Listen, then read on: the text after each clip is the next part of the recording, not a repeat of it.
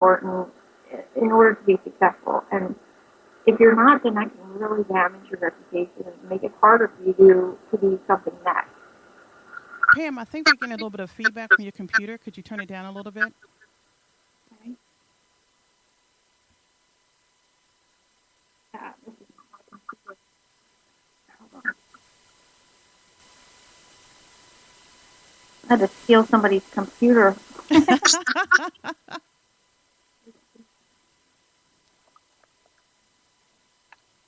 Oh, that's where that is. Is that better? Yes, that's a little better. Sorry about that. Oh, no problem.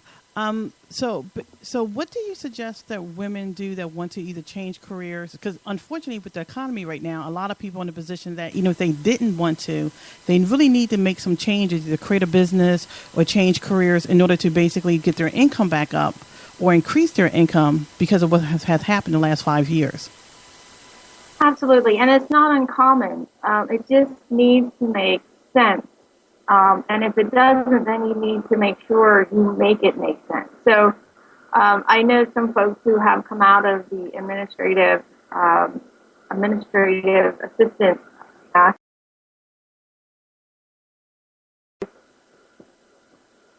position. So then they started going into more of the internet, social media type marketing ideas. You just have to make sure that it makes sense. You can connect dots and get really good at it. You really need to spend more than 5 minutes at it to say, oh, I'm an expert. And you need to start showing.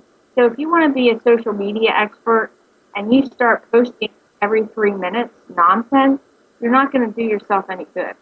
You're not going to help your skills or have people get used to you being a social media expert if what you're doing for yourself doesn't make any sense to them.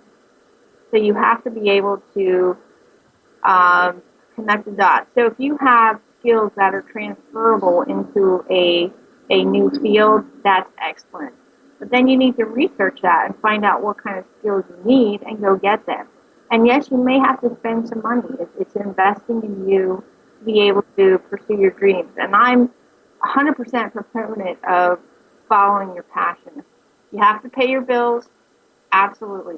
But always have one foot making that next stride in getting closer to be able to do what your passion is.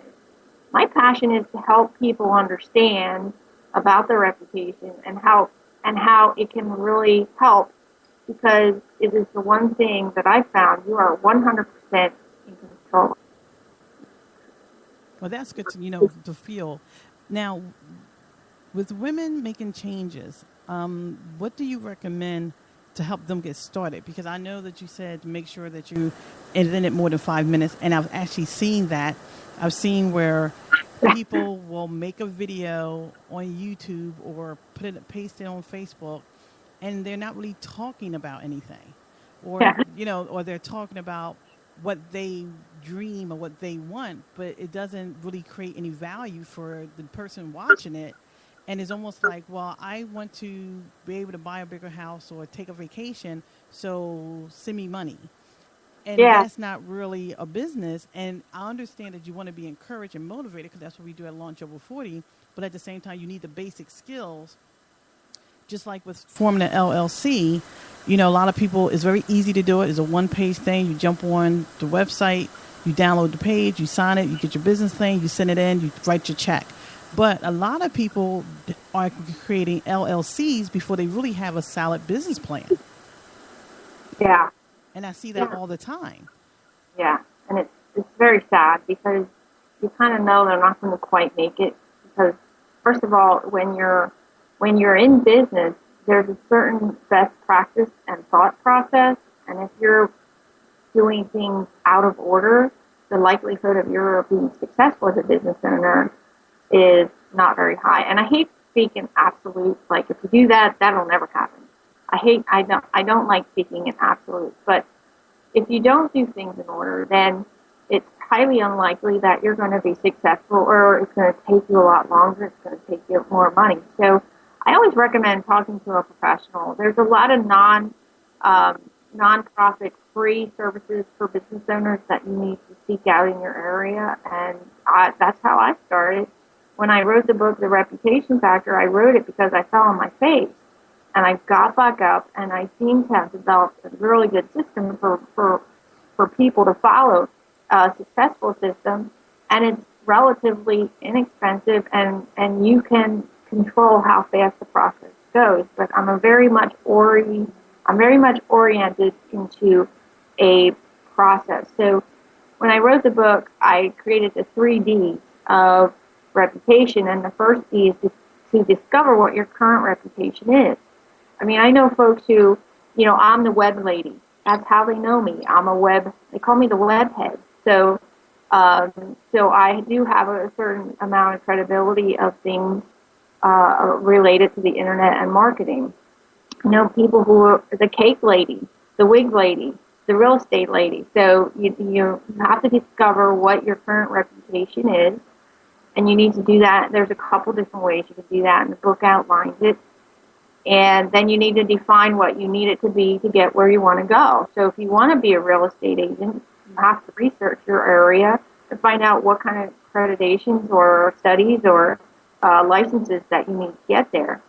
And the first thing I recommend doing is doing this skills assessment. So if you find out that you need a certain amount of college credit, and you so happen to have 1 or 2, and you only need 3 or 4 to become certified, you really need to pay attention to that kind of thing, and then, get it done. And then the third D, which is the lifelong part of the book, is development. So how do you develop? You know what it is. You know what we need it to be. Now, how do we develop it to get it? So I broke that into first impressions, communications, and network. And I think we all know what first impressions are.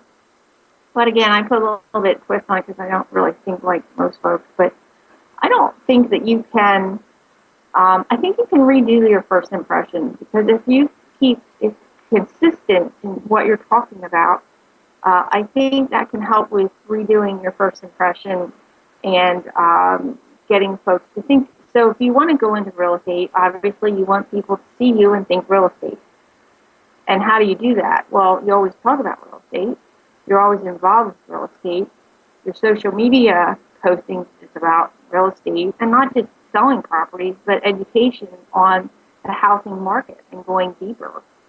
And then you have the communications part, and that is using and creating things around you that scream real estate agent and home buyers and all the warranties or things and options and how the process, maybe holding workshops. And then the third, the network, you may want to hang out or get to know very successful real estate agents, or you may, if you're living in an area that you have a high rate of elderly folks who are moving from their home to a facility for assisted living or cottages or over 55 communities, you want to start building a network in that area. Whoever your clients are is where you need to be.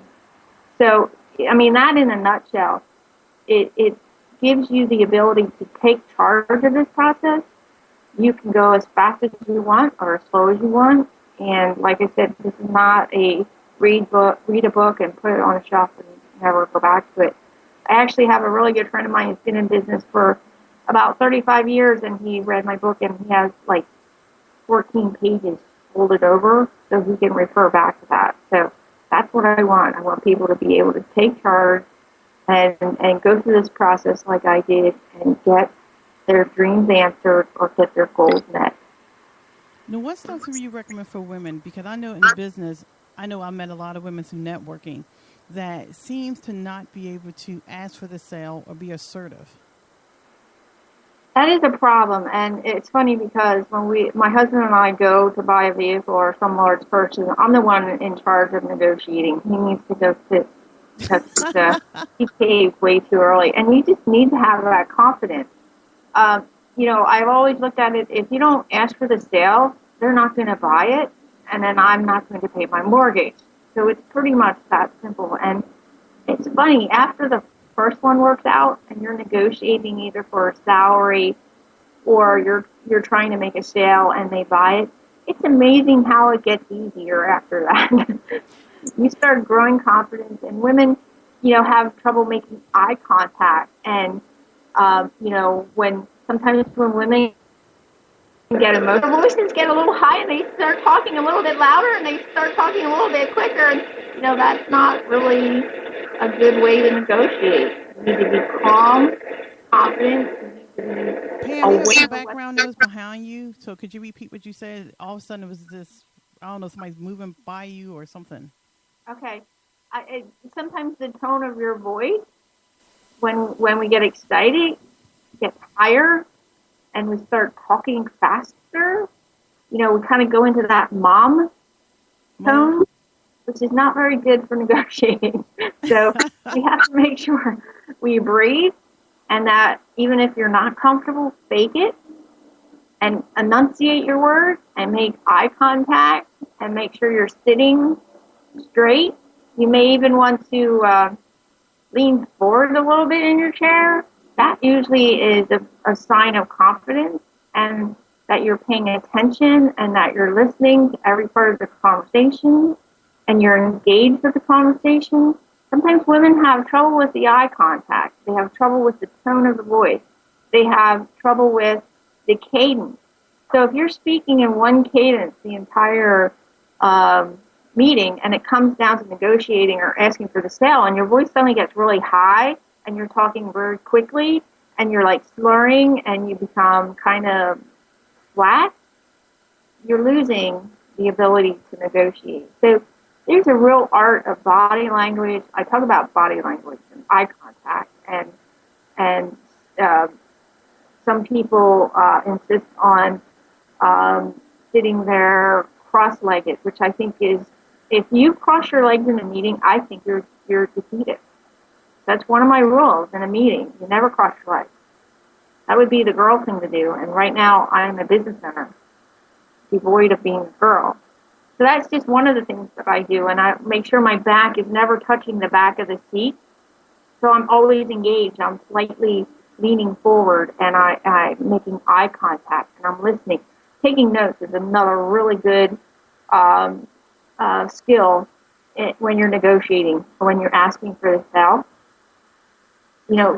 Silence in a conversation is key, because if you stop talking and they stop talking, the first person to speak usually loses.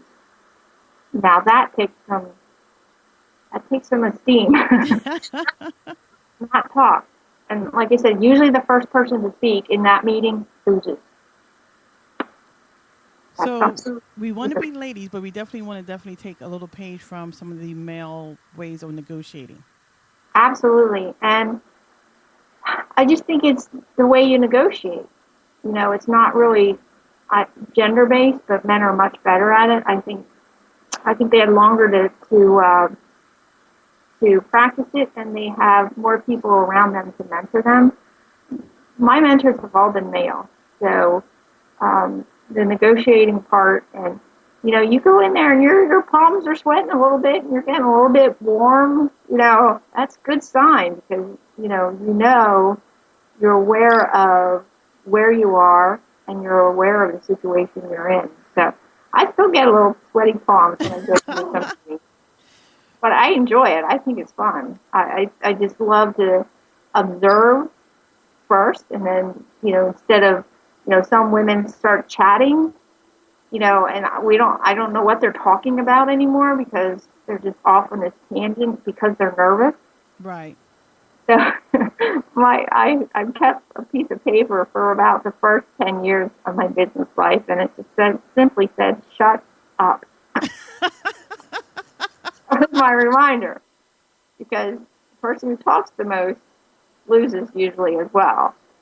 So it's better to listen in those kinds of situations. And a lot of times, being nervous and not quite confident enough, you start talking, and you can't do it. You have to, again, mine said, "Shut up."